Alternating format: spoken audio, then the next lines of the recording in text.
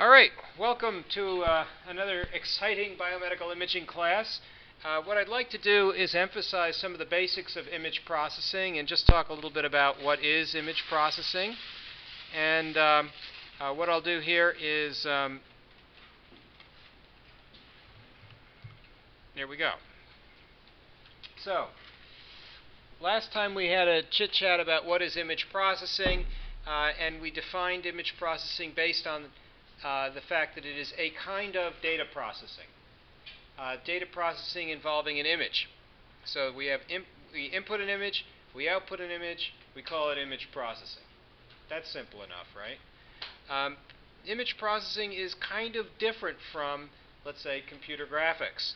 And last time we talked about computer graphics, we talked about geometry. And when we talk about the difference between image processing and voice and signal processing, it's the difference between 1D processing and 2D processing. So when I think about signal processing, I think about a kind of data processing that involves what I would call vectors, where the vector is a one-dimensional array. And the vector processing architecture is called signal processing, and the kinds of chips that do the signal processing are called digital signal processing chips, or DSP chips.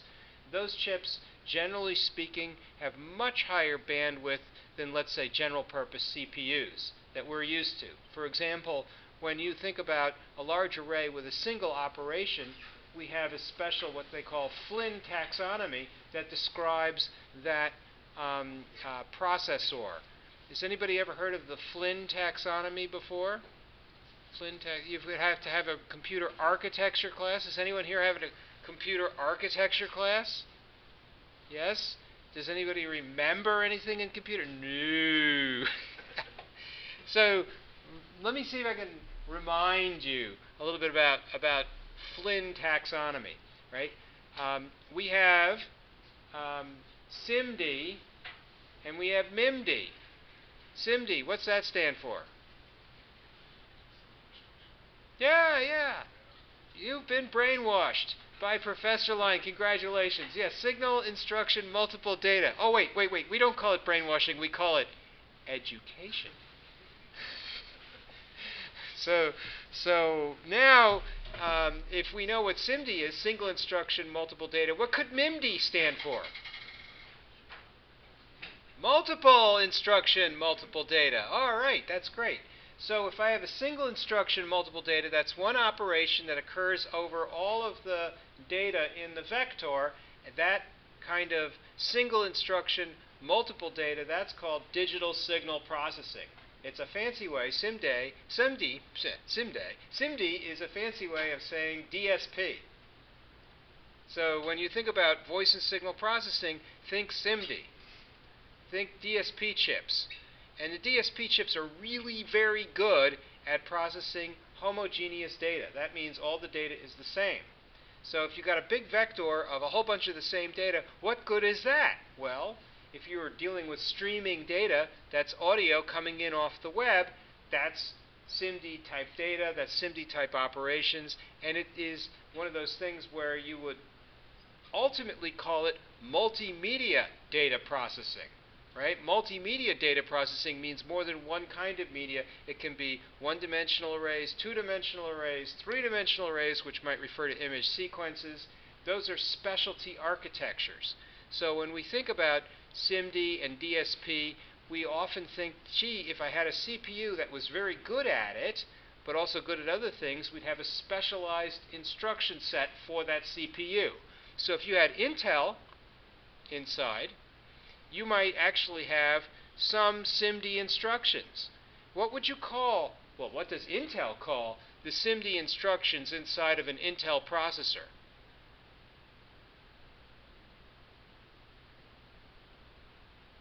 Any ideas? Yeah, MMX, multimedia extensions. So those are the SIMD instructions. They took those MMX instructions in the Pentium 3 and they extended them with SSE. What does that stand for?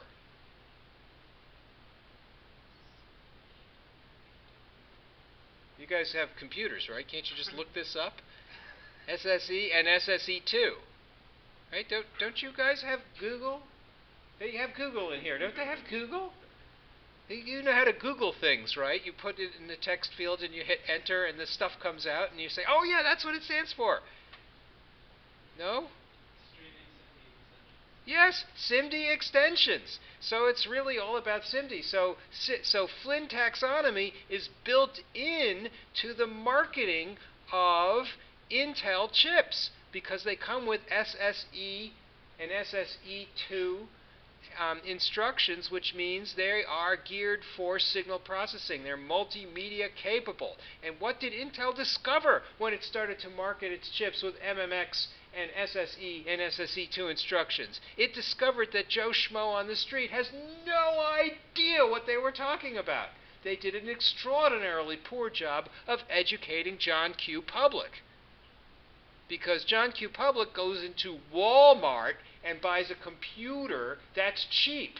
And John Q. Public doesn't care about SSE and MMX because John Q. Public doesn't know. But you, as computer engineering students, you know how important that is. A lot of good it does you because you can't remember. But you knew at one point how important it was. Somebody might say, gee, maybe it's just marketing. And yes, it's true. It is just marketing. But also, there is a technical difference, right? MMX, SSE, SSE2, these are important features for that CPU line. However, if you went to Motorola, which is now Freescale, and bought a PowerPC, you would find they actually started it with what's called the AltiVec, another marketing term, which is essentially MMX and SSE and SSE2. It's a vector processing unit, VPU they called it. And in that vector processing unit instructions, what did they do? Voice and signal processing. They did multimedia data processing or vector processing. So this is the kind of thing that impacts an entire industry because once AltiVec instructions or vector processing unit type instructions came out with the PowerPC, Intel said, I got to get me some of that. And so they put it in as well. And they weren't the first. Initially, it was the mainframe manufacturers, IBM and Cray, with their vector supercomputers that were trying to do the signal processing. They had what they called systolic or bag-on-the-side type array processors. And those systolic array processors were all for voice and signal processing. And then Gould came out with De Anza's, and De Anza's had image processing units built into the mini computers. This is all part of computer history, but all of these things came about so that eventually today we can get, well, essentially what is supercomputer type technology built into our laptops. Isn't that exciting? Not so exciting. Well, I feel badly for you because you're a computer engineer, and if you can't get excited about that, too bad. So, as it happens, if you think about computer graphics, there's another opportunity for specialized computer architecture. Right? What is computer graphics? Well, the input and output is different. Right? The input is geometry, the output is images. Oh, it says output. Output. Let's fix that. Output. Gotta fix my slides here. Excuse me. Didn't even notice that. Yeah. And so the output is images. Now, as it happens, there is a gray zone where you might say, gee, the geometry is on input, but it might be that I also have images that come in on input. And I can texture map those images around a sphere, right? So is that image processing? Kinda. A little bit. So there's some gray zone in all of that where you're mixing in geometry and images, but that's fine. So when I think about computer graphics, I definitely want to think about geometry at some level. And there's many kinds of geometry, right? There's constructive solid geometry, there's boundary representations, there's parametric forms, there's implicit forms, but let's just call it geometry. Now I think about computer vision. Believe it or not, it's a whole other field with a whole other area that you can study. And the input is still images, but the output now can be geometry or some symbolic representation. Like you take a picture of something and it says, aha, a terrorist. Or you take a picture of something and it says, aha, $5.25 is on the table, and counts the change. So symbolic output is a perfectly reasonable output. It doesn't have to be geometry. So if computer vision is images going into geometry and computer graphics is geometry going into images, one might make the claim that computer graphics is the dual of computer vision. But most people wouldn't necessarily agree with that. In some ways, one would say if you're doing pattern recognition with images, that's computer vision.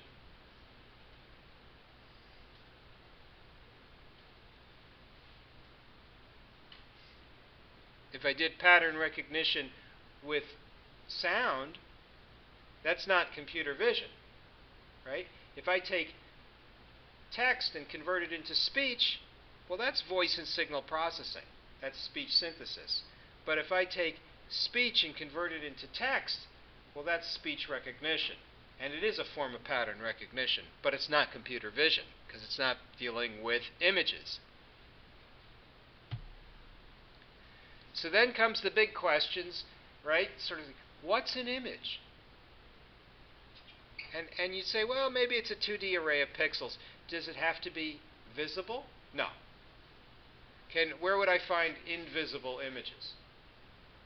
Well, in the biomedical imaging community, it's X-rays, MRIs. Maybe in the astronomy community, it's infrared. You could do infrared for biomedical imaging, as a matter of fact. You could have ultraviolet. Where else could I get images?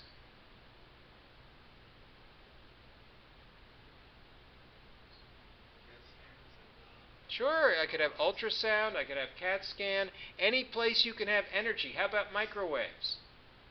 Radar systems. They give me images, right? Radar images are images. Where else can I get images? How about sonar from submarines? That's legit, right? Those are images. Where else can I get images? Well, okay, how about this? Where else can I find energy? Right? We talk about sound, that's a pressure wave. Fine. How about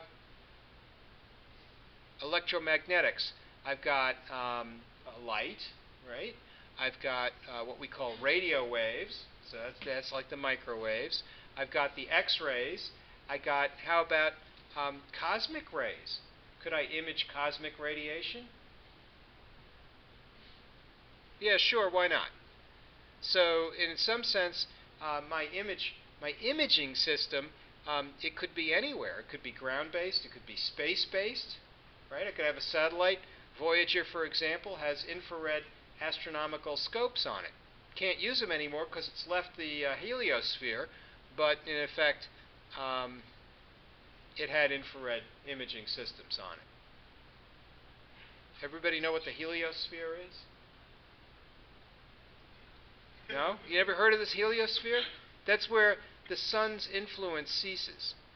Pluto, which was a planet when I grew up, was influenced by the solar wind. It was within the heliosphere. But when you go beyond the heliosphere, then the sun no longer has any influence on you. And so the heliosphere is beyond Pluto. And they've turned the camera back on our solar system to take a picture of our solar system.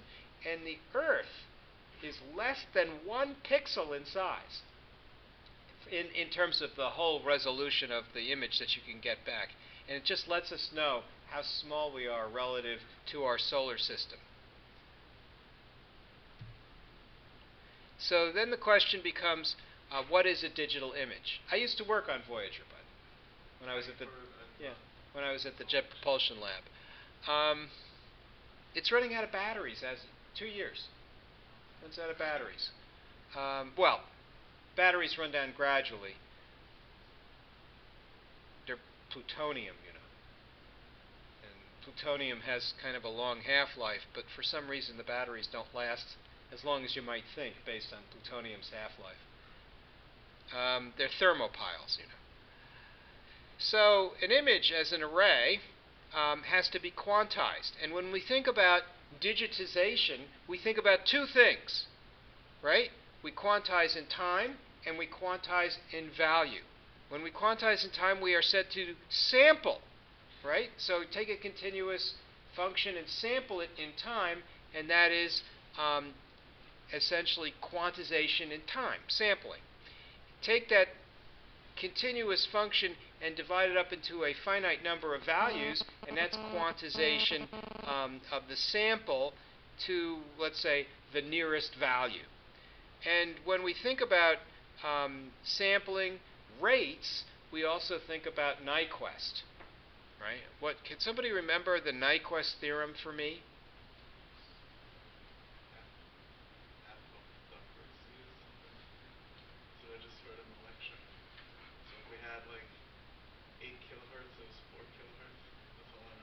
Yes, the sampling rate has to be twice the highest frequency that you intend to reconstruct, at a minimum. At a minimum. So then there are all these interesting and wonderful images that you can create, but when you create a computer display for humans, you want to stimulate the human visual system. And the human visual system has peaks at red, green, and blue because of the rods and cones that are in our retinas. And so when you create a light system for humans, if you want white light, you have to have equal quantities of red, green, and blue. And here we go. We'll take a little section of it and blow it up, and then blow that up, and then you can see values that come out from subsections inside of an image. And those values can range from, well, let's say any number to any other number. The question of what the dynamic range is depends on how many bits you have per pixel. Typically, a 24-bit image is called a direct color image. It gives you 8 bits for red, 8 bits for green, and 8 bits for blue. And that means you can have numbers that range from 0 to 255 for red, and numbers that range from 0 to 255 for green, and numbers that range from 0 to 255 for blue. And that's very typical. And then what you do is you take those numbers for red, green, and blue, and you load them up into some RAM that can be clocked out to a digital analog converter very quickly, and that is called a graphics card. Right? And the graphics card's got this RAM in it, and it can send out a signal to the red, green, and blue inputs on your display, and then you get to see your image. And that's what you call graphics card architecture. So in order to be able to access the RAM, what you do is you memory map all of that RAM into the CPU's memory space, and then you write out the data right from your computer program. And then you go and take that image buffer and you strobe the entire thing into your graphics card. And then it gets displayed. So you'll have 3 different values for each pixel. Which means if you need 1 million pixels, you need 1 million bytes for red, 1 million bytes for green, and 1 million bytes for blue. Right? For a 24-bit image, that means a 1 million pixel image, and that's not that big anymore, needs 3 megabytes of data. Now the question of whether or not you compress the data is another matter. Right? You could store the data compressed or uncompressed. If it's stored uncompressed, then you really do need 3 megabytes. And then the question is, how do you want to store 3 megabytes in your computer program as a programmer? Right? Well, maybe I could make 1 million bytes in an array of byte, and then I'll get another 1 million bytes in another array of byte, and another array of bytes. And now I could have,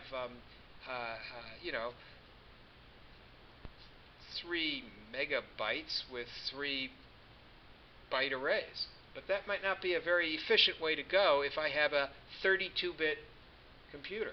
Right? Because the 32-bit computer wants to process 32 bits at a time. It has a 32-bit bus. It has a 32-bit CPU. It has 32-bit registers. So it's not a very efficient thing to have it, throw away everything but 8 bits. Right? It's just like, well, I care about the least significant 8 bits, and who cares about the most significant 24 bits? That's nonsense, right? You're going to be I/O bound.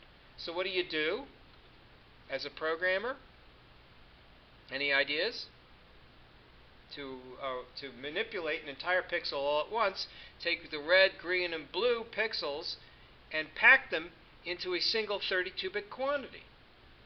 That way, when you retrieve a pixel, you can get all the colors for that pixel all at once.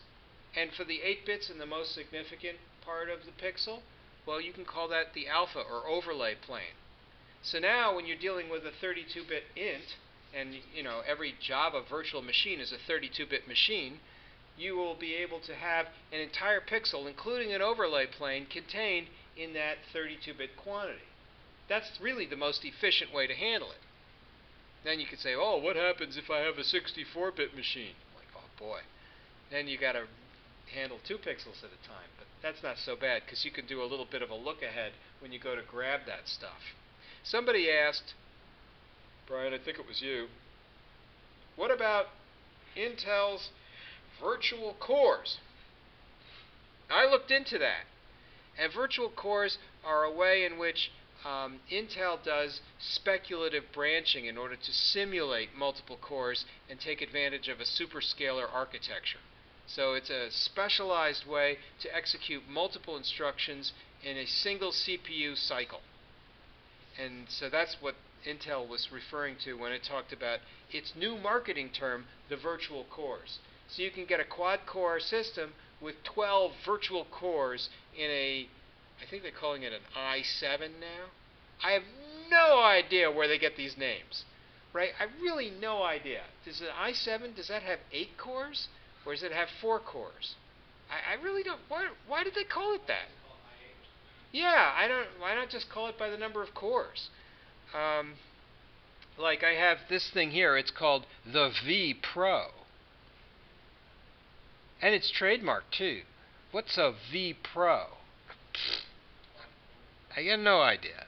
They really they missed the boat on that when they marketed to me, because I don't pay much attention to that stuff, but I should. I should, because it's interesting and we should know more about what's going on here. So when we take an image and we want to form it on the screen, we take our array, we strobe it to our RAM, we have the RAM display it to this digital to analog converter, and then our big question is, what will the image appear like? That's an interesting question, because that has to do with perception, right? The perceptual quantity that is seen by the, I'll call it eye-brain interface, is not one that can be easily understood, because it will look different to different people. Different people see things differently. That's a very interesting point. So the person who is red-green colorblind doesn't see the same colors you do. A snake doesn't see the same colors you do. They see into the infrared. Some animals might see into the ultraviolet. So everybody perceives the energy differently. If you were evolved on a different planet, let's say Mars, the red planet, you might not have an eye which is maximally sensitive to green. You might have an eye that's maximally sensitive to red, assuming you could live on Mars. There are Earth-like planets which have different underlying colors. And people have hypothesized what life might be like on those planets if those planets supported life, because they're evolving with different colors.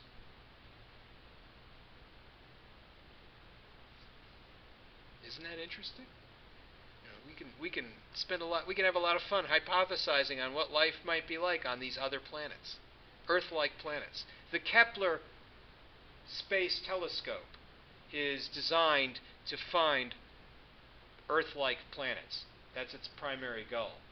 It's part of the search for life. So there are these sort of interesting things that are going on in the world and in space that involve imaging. Right? Isn't that cool? let me see if I can get my, so here is quantization, right, in value. And if you look at the little dots and how they've been distributed along the x-axis, that's quantization in time, or for a two-dimensional image, it's spatial quantization. Spatial quantization refers to the number of dots per inch. Temporal quantization refers to the number of samples per second. We don't normally refer to temporal quantization in image processing except by the number of frames per second. So if you're doing image sequence processing, then you get temporal quantization. Right? So now let's think about that in terms of frames per second. Can somebody tell me how many frames per second do you normally get with video? What we normally call video here in this country. Yes, sir. Well, 24 frames per second would be film, but each image is shown twice. And as a result, it looks like there's 48 frames per second, but in fact there are really only 24 unique frames. For video, broadcast video, how many frames per second would you get for standard definition? 30 frames per second, but they have an odd field and an even field. That's interlace.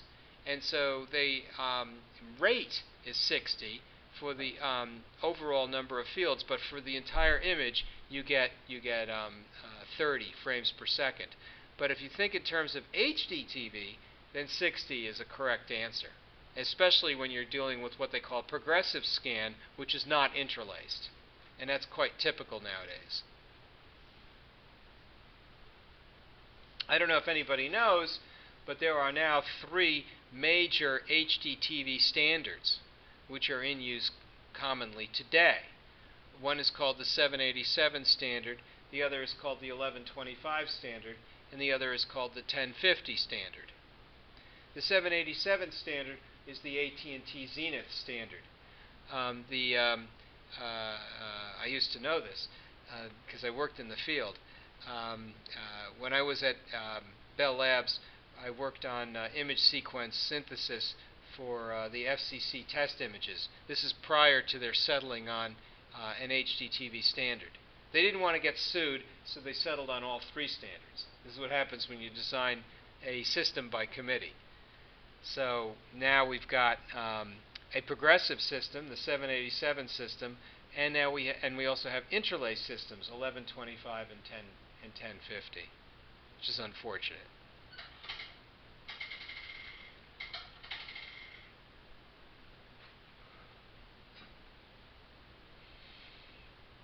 The theory was that they would be manufacturing HDTV televisions in this country.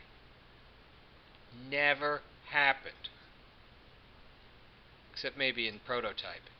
The only thing they make in this country is the glass for the HDTVs. Corning makes the glass. That they make in this country. What a pity. So this is an interesting point.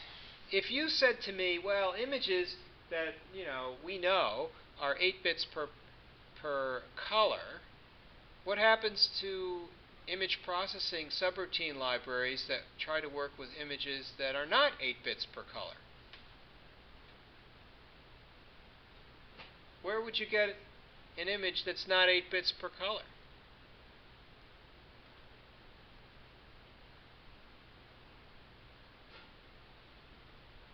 Any ideas? On my computer? Yeah? Well, I don't know. On your computer, Hubble Space Telescope will give 16 bits per color, but the color won't be red, green, and blue. So it might want to measure something like from the ultraviolet or the X-ray. And in fact, what you're dealing with is a very, I'll call it, high dynamic range sensor. So with high dynamic range sensors, with very good signal-to-noise ratio, you can get lots more than 8 bits worth of dynamic range. And to answer the question, your subroutine libraries may have to be modified, especially if you've customized them and optimized them for 8-bit images. And that's a big problem. So when you start to think about these assertions, oh yeah, an image is red, green, and blue. You're like, okay, what happens when it's not? Oh, an image is 8 bits per color. Okay, what happens when it's not? Are those assumptions valid? Well, the answer is they aren't necessarily valid, and you should question everything. So if you build this giant, humongous library like I've done around 8-bit images, and then find out, hey, wait a minute, I want to start doing Hubble Space Telescope images, it's a problem.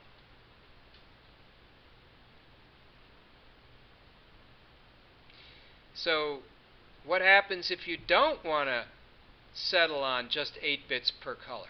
What do you do?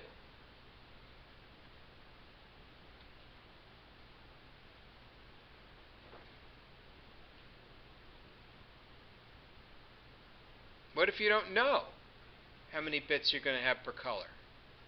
What if you want a general purpose image processing program that works with non-quantized images?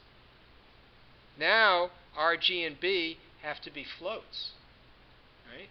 If you have floating point numbers, you've got a lot more dynamic range. You could have 32 bits. But if you have 32 bits, right, that's 4 bytes. So that means 4 bytes for red, 4 bytes for green, 4 bytes for blue. That's 12 bytes in total per pixel. So take 12 and multiply by a 1 megapixel image. Now you need 12 megabytes for each image. That's a lot more data processing, a lot more data to move through your CPU in order to be able to do basic image processing operations. You will pay for that. Things will get slow, but you'll have this dynamic range. And here's the governor of California, I think. Isn't that him?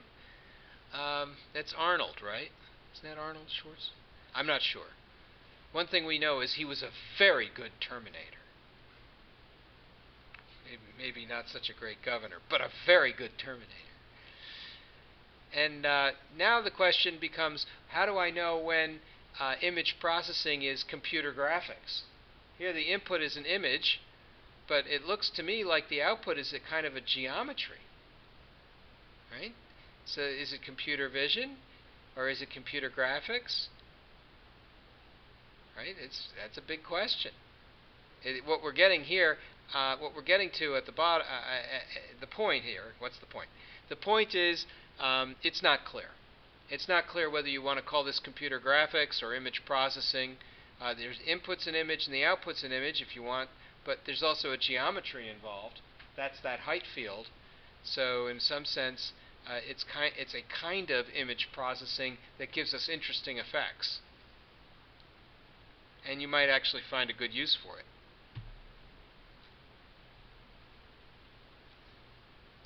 So if a pixel is supposed to represent an image, maybe what we have here is a representation of energy, and this form of energy we call it light. That's how I like to call it. So when I think about light, I think about an electromagnetic energy form that's visible, right? So illuminated electromagnetic energy is illuminated because the eye can perceive it. So it's meant for the human visual system when we start to talk about light. And so if the pixel is for humans, I'd like to know what the dynamic range of the eye is. And now it's looking like the eye can see 1 part in a million. That's a remarkable thing. That's a very sensitive thing. And what does that mean, to see 1 part in a million? What it means is that I need, well, perhaps 20 bits worth of dynamic range in order to be able to differentiate colors. And so that 2 colors that are adjacent to one another that are different by up to 20 bits worth of difference can be seen by the eye. So if I take 2 colors, let's say I hold up red and then I hold up another form of red, you'll look at it and you'll say, oh, they both look like red. But if I hold the 2 reds together, you'll say, oh no, they don't look the same. Because your ability to differentiate that those 2 different colors is accurate to within 1 part in a million. So that's really remarkable, and that's interesting, and what that means is to achieve a smooth transition between one color and the next on your screen without seeing artifacts, I need 1 part in a million. Not only that, but it's also true for the audio system. If I want to take a digital oscillator and change its frequency smoothly, I am endeavoring to create an effect which in music they call glissando. And that smooth change in frequency can only happen without perceptual notice of the difference in frequency. That is, that a change so gradual you can't hear the individual changes can only happen if you have 1 part in a million. So it's a synesthetic, which means it's a cross-perceptual phenomenon. Synesthesia refers to things that affect multiple senses at the same time. So, for example, you can see something with your eyes, and you can also hear what's going on, and together they make something that's the sum of the parts is greater than the individual components. So this is how you pack a pixel. 24 bits worth of color. This is assuming you're quantizing everything with integers. This is typical. They call this a direct color image. And this is giving you 24 bits worth of color for red, green, and blue, and then an overlay plane, which is often called alpha, the alpha plane. And here's your basic image sensor.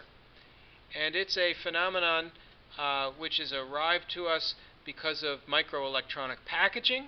It's a charge-coupled device, or CCD. And what this is a chip with a glass top that has been assembled in a clean room. And what you do is you get a lens, and you focus the light onto the CCD array. And if you were building a camera, you would call it the film plane. Only the film plane, in this case, is not 35 millimeters like it is with standard film. It's more like 5.5 millimeters, or in certain cases where there are very large CCDs, it can be bigger. And so when you have that kind of a film plane, you have to change the focal length of the camera.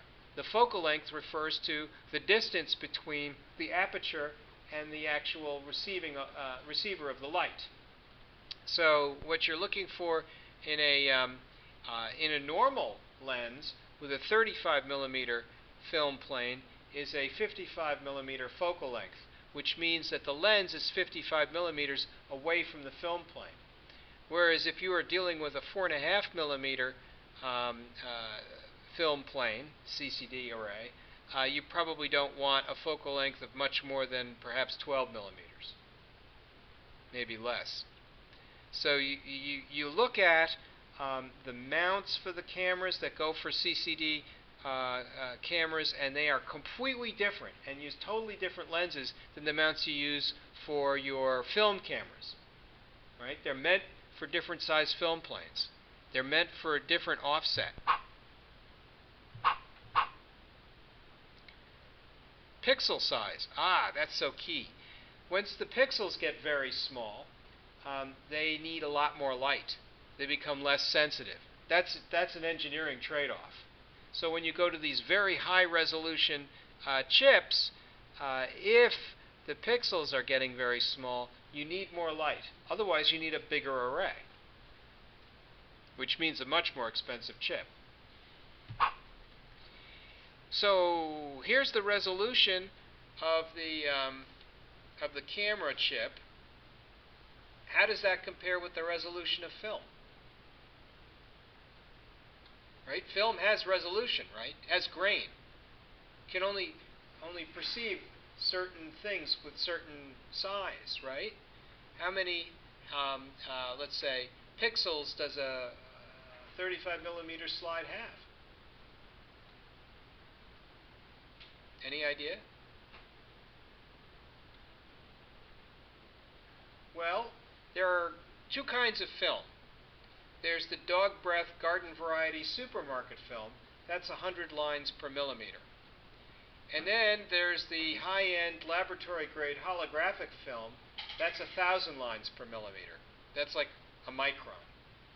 So if you're thinking in terms of film and its resolution, if you have 35 millimeter film, and you take that 35 millimeter and multiply it by 100 lines per millimeter, right, and you're looking at 3,500 pixels on a side. And if you take that and you square it, 35 times 35 is 1225, and add another 4 zeros to that, that's how many pixels you got, whatever that comes to.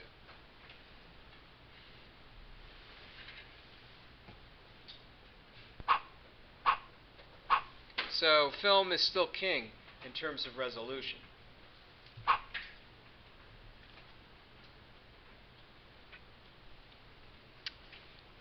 Is anybody computing that? No?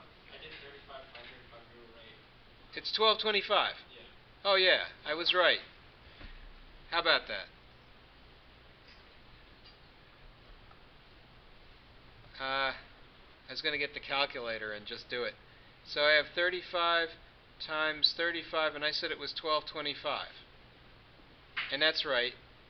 And then it was times 100 lines per millimeter, so it would be 3,500 times 3,500, which comes to, that's a big number. What is that, like 12 megs?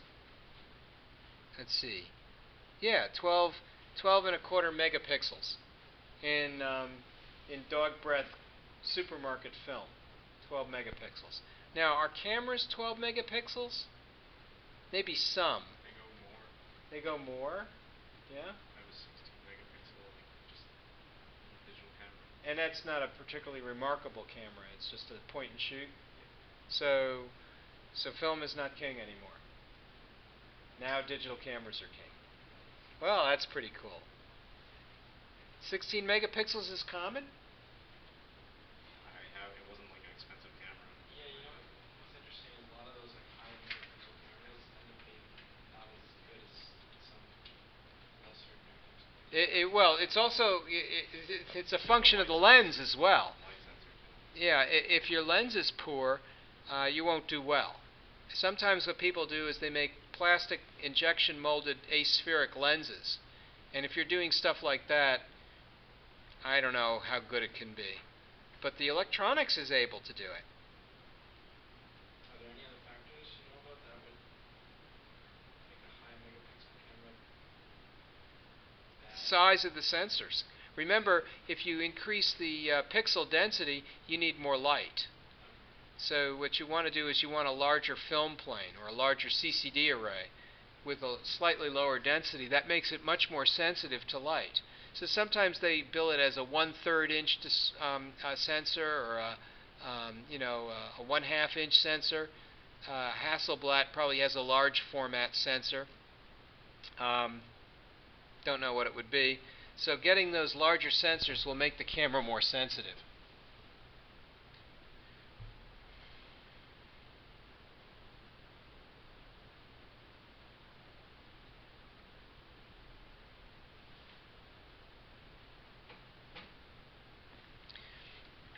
So there's two kinds of color systems that we know about for human visuals display.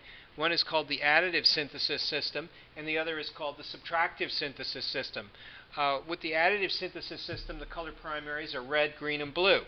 With the subtractive synthesis system, the color primaries are cyan, yellow, magenta, and black. With cyan, yellow, and magenta, you can create black if you use them in equal quantities. But what people do is they take the equal quantities of cyan, yellow, and magenta, and they remove them to the black color plane, doing what's called gray component removal. This saves on the more expensive color inks. Moreover, if you want to create black text with a clear outline, if you use red, green, and blue, and they're slightly offset, things will look blurry. But you can get crisp black text if you have a black color plane. So when you go to get an inkjet printer, really what you want is to make sure that you have a lot more black in the ink cartridges than you have the other colors, because you'll be using black more. So when you see these black ink cartridges, they're generally oversized relative to the cyan, yellow, and magenta. For the additive synthesis systems, like this display projector, you add equal quantities of red, green, and blue, and you get white. You don't get black. And what you want to do to make black letters happen, like you can see in this display, is you remove the red, green, and blue.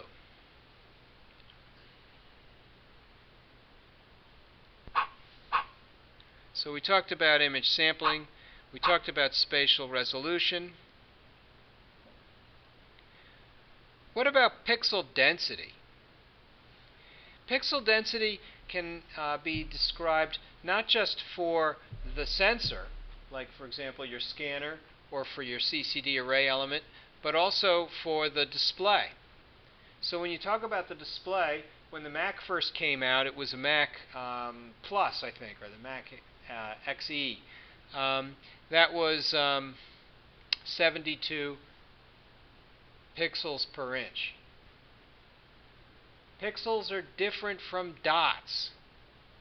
Right? Pixels are different from dots. If you go to an inkjet printer is rated in dots per inch, not pixels per inch. Why? Well, because what the inkjet printer does is it squirts ink in dots. That's all it can do. So if you have, I don't know, call it 2,500 dots per inch, what you're doing is you're going to take those dots and you're going to organize them in order to create pixels. So what you do is you paint rosettes, where each one of the rosettes consists of cyan, yellow, and magenta arrays, and the arrays are dither matrices. And the dither matrices are used in order to be able to approximate a pixel. And your eye looks at those individual dots, and then it proceeds to integrate them into pixels. So if you take a magnifying glass and you look at the color images on the cover of my book or on the tip-ins, what you will see is you will see individual rosettes, because that's part of the color separation printing process that occurs inside of a normal printing press. Because normally what happens is they print the cyan, yellow, magenta, and black planes separately, and then they image plates using film.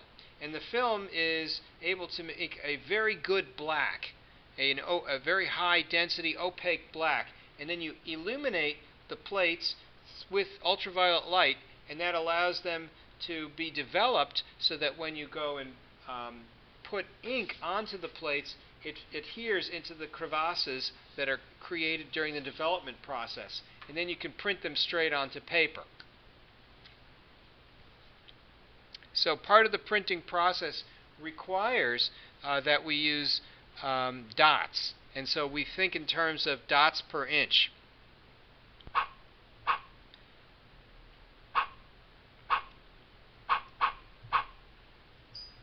This is a little too much animation here. I'm going a little too fast. I don't like this swishing sound. I think I put in too much fanciness.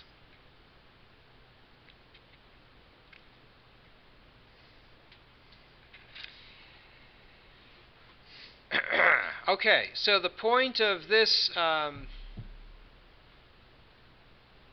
slide is to show that if you have an insufficient spatial resolution, you can get sampling error. Here, where we're sampling slightly off from the left from the right, we can see we get output images which are slightly different. We get artifacts in the resampling of the input images. So how do I know what the quantization density should be, right? What spatial resolution should I use?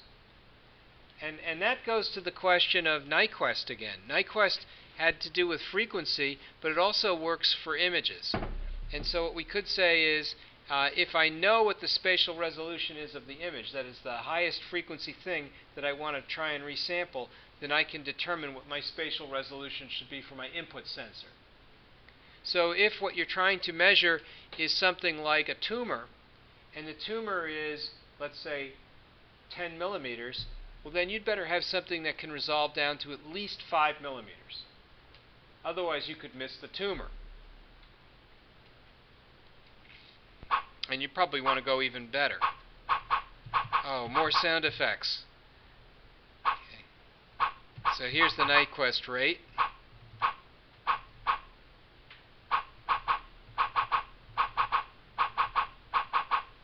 That's really annoying.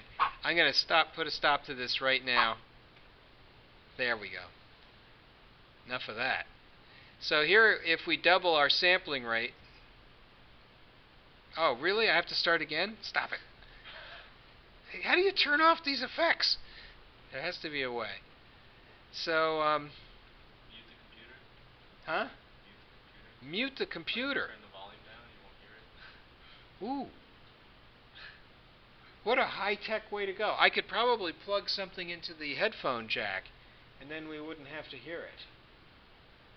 That's good, too. Mute the computer, he says. Oh, you must be one of those computer engineers. Is there a function key for that? No? Can't be bothered. I'll figure that out later. Now, I'll figure it out during the break. Actually, it's already, I fast-forwarded through it, so there you go. So now we have practical examples of downsampling an image. Resampling, as it's sometimes called, allows us to change the resolution of the image. Once you do that, the process is said to be irreversible. But is that really true? Is it possible for me to go back from here to there without looking at the original image? You know, one of the things I noticed is that if you look at CSI, they point at some surveillance video and they say, zoom in on this. And the guy says, okay, and then somehow magically the resolution improves when you zoom in. Somebody should tell people zooming in doesn't make more pixels. It just doesn't work that way. Zooming in doesn't make it clearer. Oh, zoom in on that, and then all of a sudden you can see their reflection in the mirror. I know who that is. And you're like, well, wait, the mirror was like a side view mirror in a car, and you're looking at somebody through this side view mirror that's 2 pixels, and you're zooming in, and now you can see their face. No, I'm sorry, that doesn't work that way. And CSI is great because The show wouldn't be very fun without. yeah, they do stuff they'll do, oh, we'll have to sequence this genome, and they get it all done by the commercial break. That's the magic of television. It's kind of like when Julia Child says, oh, let's put this in the oven, and by the way, and this is what it looks like when it's done. But what she doesn't say is, hey, it took 3 hours to cook it. So one of the things that I like to do is I like to use packed pixels. And packed pixels enables us to essentially be very efficient with how we use our data. So if I can take the little red pixel and put it in the least significant 8 bits, and then take the little green pixel and put it in the next least significant 8 bits, and then take the blue pixel and put that into the least significant, the next least significant 8 bits, which would be, bits 0 through 8 versus 9 through 16 versus 17 through 24. To do that, I need to know about bitwise operations. And so what that requires me to do is to take data and shift it and then mask it into our ints. So the int quantities can be packed properly, but we need to know how to do bitwise operations. And while we might understand them because we had digital design, we might not necessarily know how to do these things as programmers. So bitwise operations as programmers are done with operations which are kind of like the logical operations we know about from programming, with a difference. And the difference is they look a little bit different. So when you take a Boolean operation, in Java, and there are 2 Boolean variables that could have value of true and false, you use ampersand, right? So if you said if A and B, are true, then you use ampersand, ampersand. But if what you're trying to do is a bitwise AND, you use a single AND percent. And the bitwise AND allows you to take the ones and zeros inside of a value and AND them together directly. So you may or may not have done that before. Has anyone here tried that before? No? It's kind of a Java lesson. But if you want to, we'll go through a couple of examples. So there are a couple of ways in which you can do OR. Right? In Boolean algebra, you've heard of the inclusive OR.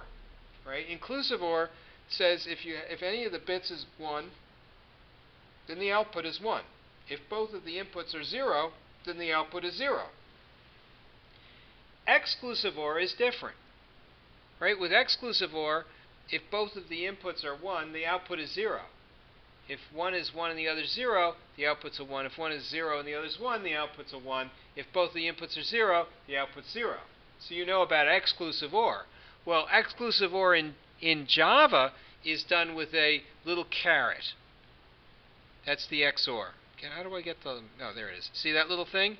If you take the little caret that goes up in the air, and you put that between X and Y, then that makes a bitwise exclusive OR operation. If you use the exclamation point, that means you're dealing with a Boolean variable whose value could be true or false.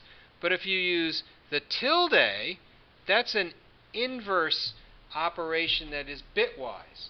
So Boolean operations and bitwise operations are really different in Java. They use different operators, they have totally different effect, and they expect different arguments. They're binary operators that take two arguments, take two inputs. Binary operators, when you refer to a programming language, a binary operator is an operator that takes an argument on the left-hand side of the operator and an argument on the right-hand side of the operator. So, for example, times is a binary operator because it takes two arguments. It's not binary in the digital design sense where the inputs are ones and zeros. Other operators are what they call unary operators. In programming languages, when we talk about an unary operator, it takes only a single argument. So, for example, bang, the exclamation point, is an unary operator. Tilde, the bitwise inversion, is an unary operator. But exclusive OR is a binary operator that takes an argument on the left and an argument on the right-hand side.